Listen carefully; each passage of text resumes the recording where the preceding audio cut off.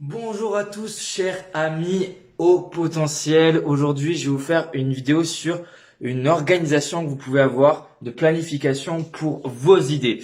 Quand on est au potentiel, c'est sûrement votre cas. Vous avez plein d'idées, plein de choses que vous voulez faire, plein de nouveaux projets peut-être que vous avez envie de faire émerger. Disons que les projets pour vous, c'est comme un ballon de baudruche qui apparaîtrait. Ah, celui-là, il est magnifique. J'ai trop envie de faire ça.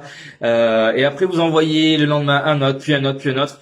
Et donc, du coup, ça peut être difficile de s'organiser. Déjà que c'est pas toujours facile de mettre des tâches en place, mais si en plus vous voulez lancer toujours de nouveaux projets, ça peut devenir vraiment très difficile. Alors, je vais vous montrer une méthode qui s'appelle la méthode Eisenhower. Là, je vous ai mis sur le tableau, je vais vous expliquer exactement comment ça se passe pour d'une planifier des actions et après justement prioriser des tâches et pour avancer dans les projets que vous avez déjà et voir comment avancer vers de futurs projets. Je me présente, moi c'est Kevin Segui, je suis au potentiel tout comme toi et je me suis spécialisé justement vers les HP pour les aider à retrouver confiance, estime d'eux-mêmes et aussi la sérénité. Et la sérénité, ça va aujourd'hui passer sur ce genre d'exercice que vous allez pouvoir mettre en place dès aujourd'hui. Alors, comment ça se passe? Donc, vous voyez, il y a 4 cadrans. Donc là, normalement, sur l'écran, vous le voyez à l'envers. Donc, 1, 2, 3, 4. Donc, la méthode Eisenhower se découpe en 4 parties. Vous allez avoir d'un côté les choses importantes qui sont signifiées ici et les choses urgentes. Je vous ai mis aussi des codes couleurs, c'est ceux que j'utilise moi. Donc là, je l'ai mis sur un tableau, je vous invite à le faire sur une feuille A4, ça suffit largement. Ou si vous voulez prendre des feuilles plus grandes, c'est aussi possible, plus petites. Et j'ai pris des codes couleurs allant des choses que je vais mettre en premier et jusqu'au dernier. Donc ici, dans le cadran 1, vous allez avoir les choses donc urgentes, donc les plus urgentes et les plus importantes.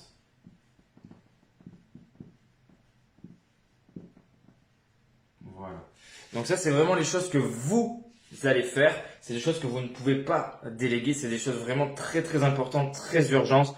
Ça peut être des appels, ça peut être des mails, ça peut être l'envoi de devis, ça peut être justement le coaching de quelqu'un si vous êtes dans ce domaine-là. Ça peut être la création d'une formation. En tout cas, ce que vous estimez être le plus important.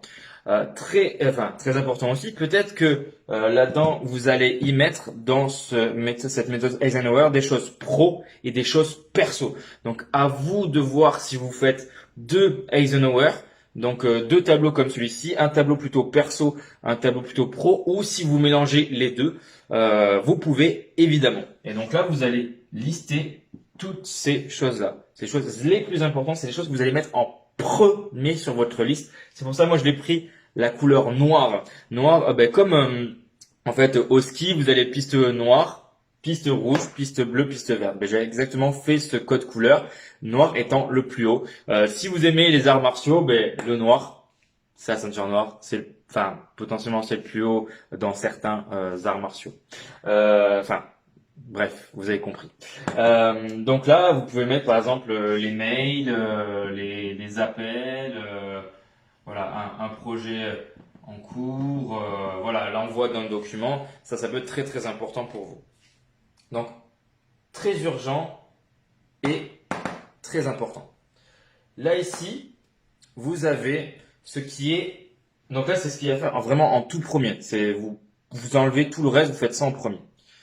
Là ici, vous avez le cadran 2, donc j'ai mis en rouge. Donc ça, c'est ce genre de choses importantes, mais moins urgentes. Et ça, ces choses-là, c'est des choses que vous allez planifier. Donc tout ce que vous marquez ici,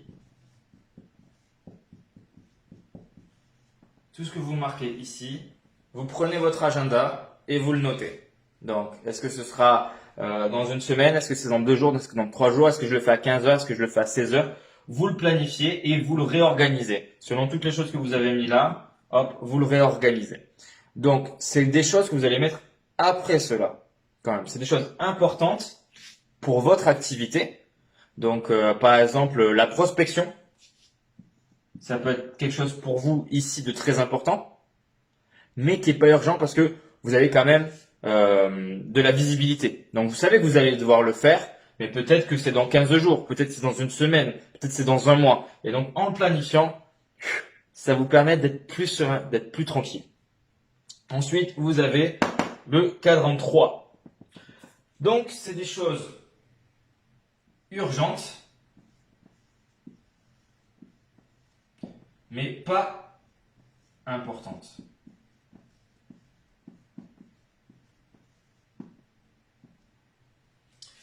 Donc, c'est des choses qui ont, on va dire, une date butoir très très proche,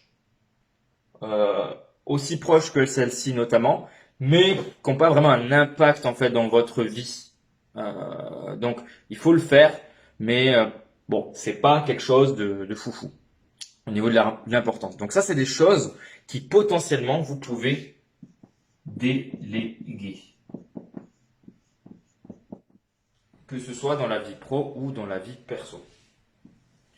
C'est des choses que quelqu'un d'autre peut faire à votre place, mais quand même, ça ne doit pas non plus trop attendre. Mais là où c'est vous qui allez devoir le faire, parce que vous avez les compétences, les connaissances par rapport à tout ça, là, c'est des choses que vous allez pouvoir déléguer. Donc, à calculer aussi, quand je dis déléguer, ben, c'est peut-être payer quelqu'un pour le faire. Peut-être que donc des choses urgentes au niveau administratif. Voilà. Donc, et souvent, voilà, c'est des choses qu'on n'a pas envie de faire. Enfin, en tout cas, moi, et que vous pouvez déléguer. Donc ça, c'est super cool. Enfin, c'est super important de le marquer. Ici aussi, peut-être que dans des choses urgentes et importantes, effectivement, il y a des choses perso qui peuvent parler pardon, ici, de votre santé, des choses comme ça. Donc, c'est des choses qui sont pas forcément urgentes, mais qui vont être importantes. Donc, qui vont plutôt être ici. Donc, à voir comment vous mettez aussi les choses dans votre vie. Il y a que vous qui pouvez le savoir. Mais ici, par exemple, des choses qui peuvent être importantes mais pas urgentes. Ici, vous pouvez mettre par exemple des formations. Que vous formez, vous faites coacher. C'est important, mais il n'y a pas de date butoir. Voilà, ça c'est un exemple. Alors que là, c'est pas ça. Ça va être des choses très urgentes, donc qui ont une date. Voilà. Et la quatrième, qui est les choses qui ne sont ni urgentes,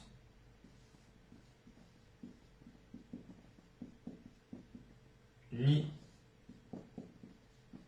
importantes.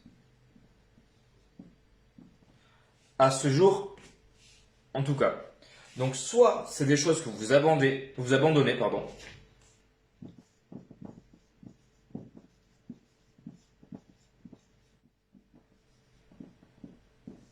Des activités chronophages, notamment, par exemple, des choses qui vont distraire votre activité. Donc ça, vous pouvez littéralement les abandonner.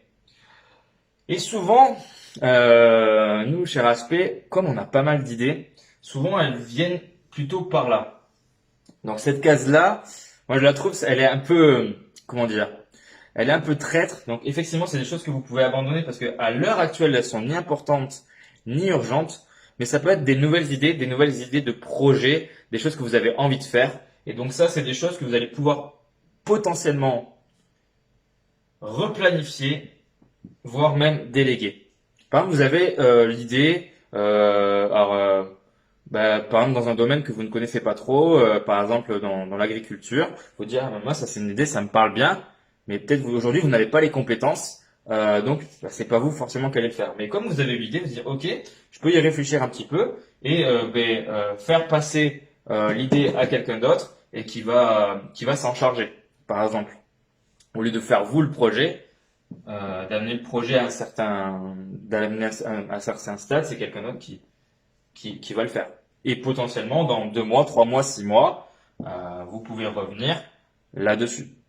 Mais c'est des choses qui, clairement, aujourd'hui dans votre vie, n'a pas vraiment d'urgence ni d'importance. Donc, soit vous les abandonnez, soit vraiment, mais vous les planifiez, mais loin. Ça peut être dans plusieurs mois. Et donc ça, c'est quelque chose que je vous invite vraiment à faire. Parce que je sais que vous allez avoir plein d'idées et vous n'avez pas envie forcément de les faire mourir. Mais posez-vous juste la question, est-ce que c'est vraiment important? Est-ce que vraiment, il faut que je me lance dans un nouveau truc, ça va me prendre du temps, ça va me prendre de l'énergie. Est-ce que vraiment ça vaut le coup? Par rapport à tout ce que vous avez déjà à faire, tout ce que vous avez déjà construit et toutes les choses qui vont arriver par la suite dans ce que vous avez déjà, est-ce que vraiment, je encore me lancer là-dessus? Par rapport à votre sérénité, sur quoi ça va jouer? Au niveau de vos émotions, sur quoi ça va jouer? Donc faites très attention à ça. Voilà, donc ça c'est la méthode Eisenhower que vous pouvez diviser en tant de choses que vous pouvez faire. Vous pouvez en refaire un autre pour des choses bien spécifiques. Par exemple pour votre activité, si vous voulez faire la méthode Eisenhower pour par exemple l'acquisition de clients, vous pouvez en faire un rien que pour ça, avec les différentes méthodes que vous pouvez mettre là-dessus. Voilà, j'espère que cette vidéo vous a plu. Si ça vous a plu, mettez-le moi dans les commentaires. Je vous invite à vous abonner pour avoir les nouvelles vidéos qui vont arriver très bientôt. Si vous avez des informations, si vous voulez vous faire accompagner, vous pouvez m'écrire en MP et c'est avec plaisir qu'on pourra en discuter. Voilà, je vous souhaite une très bonne journée et à très bientôt. Salut!